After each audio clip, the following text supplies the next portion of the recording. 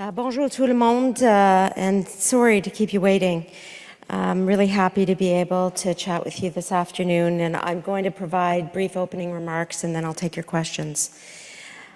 When Canada assumed the presidency of the G7 at the beginning of this year, we did so with a clear sense of purpose to help shape a safer, more stable, and more connected world. And since then, we have worked tirelessly towards this goal. Throughout our presidency, Canada focused on three priorities: protecting our communities and the world, building energy security and accelerating the digital transition, and securing the partnerships of the future. En juin, le Premier ministre Carney a accueilli les dirigeants du G7 à Kananaskis, un lieu qui reflète à la fois la beauté naturelle du Canada et notre leadership mondial. Et bien sûr, au cours des 2 derniers jours ici à Niagara, nos discussions ont permis de poursuivre sur cet élan. Ces derniers jours ont été très productifs avec mes homologues du G7, ainsi qu'avec nos partenaires invités, le Brésil, l'Inde, le Royaume d'Arabie saoudite, le Mexique, la République de Corée, l'Afrique du Sud et l'Ukraine.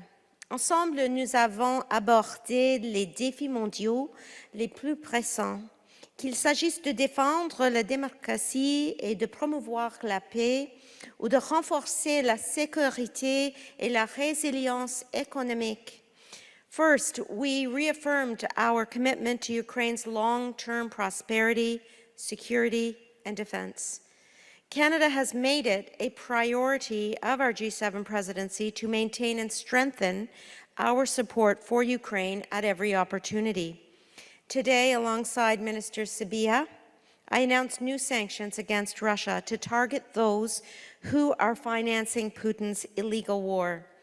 We also turned our attention to the Middle East, to the urgent need for a path toward peace and lasting stability. We reiterated our support for the U.S. Comprehensive Peace Plan to end the Gaza conflict. And we continue to call for the unimpeded flow of humanitarian aid. Canada will continue to be a leader in this respect. And beyond that, we addressed Arctic security and cooperation, the devastating situation in Sudan, the crisis in Haiti, and other challenges that demand our shared attention and resolve.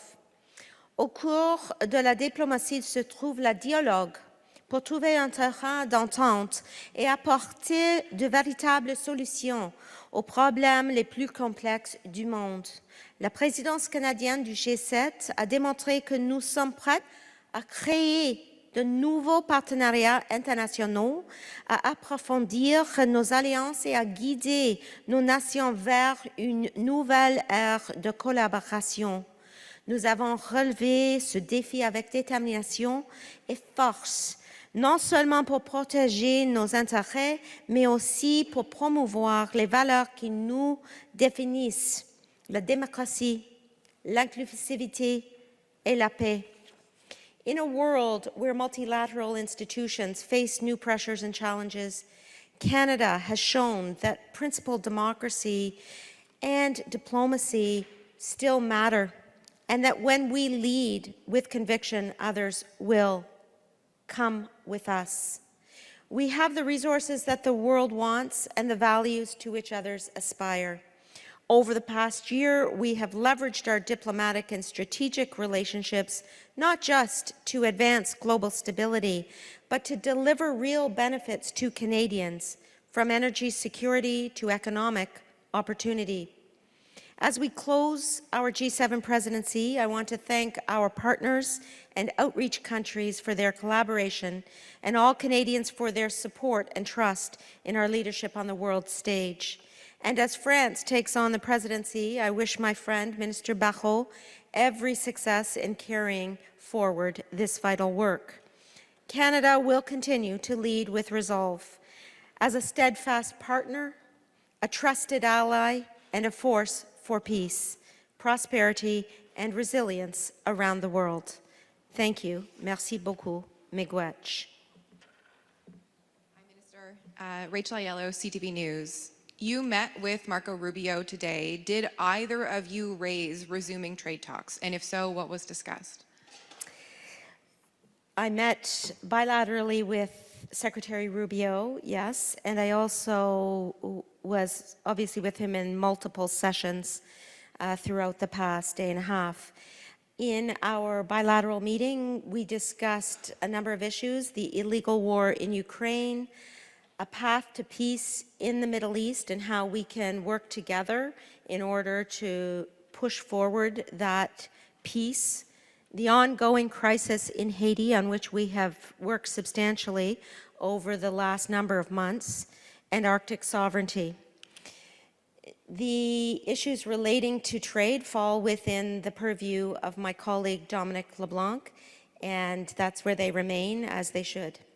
So you can then confirm that you had this one-on-one, face-to-face opportunity with an American counterpart, and you didn't take that chance to try to have a conversation about resuming trade talks when so much of the Canadian economy is relying on it.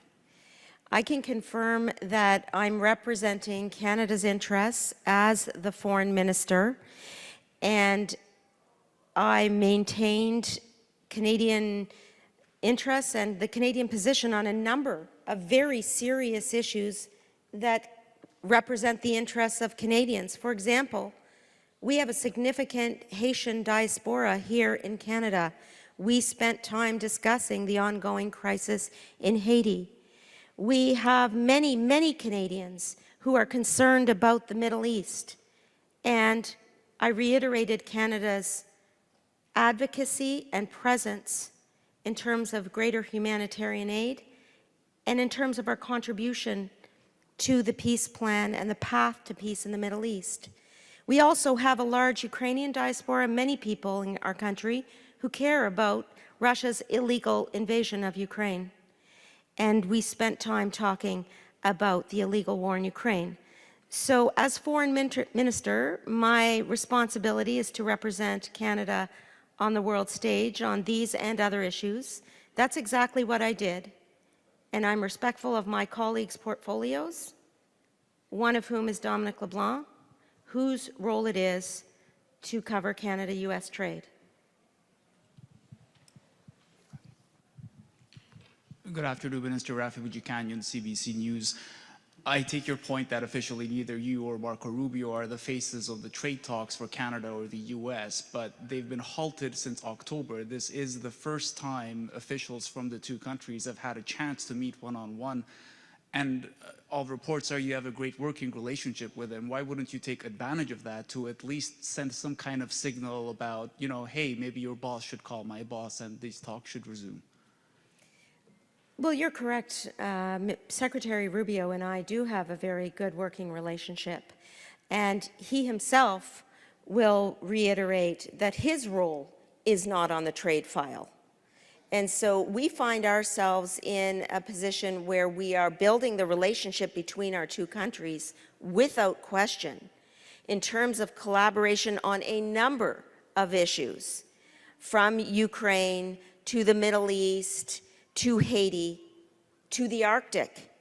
These are significant issues that rightfully concern the Secretary of State as well as the Minister of Foreign Affairs of this country. And that's exactly what we focused on. We will continue to represent our respective countries on the world stage, representing the issues that matter to our respective populations, and we'll make sure that our countries continue down a path together on these issues. That's my role as Minister of Foreign Affairs. That's exactly what I'm doing. Thank you. Respectfully, in South Korea, Donald Trump and Mark Carney exchanged finger guns and some kind of apology in an 8-person dinner. We haven't heard anything about Dominic LeBlanc resuming talks. So when is this going to happen, if not now?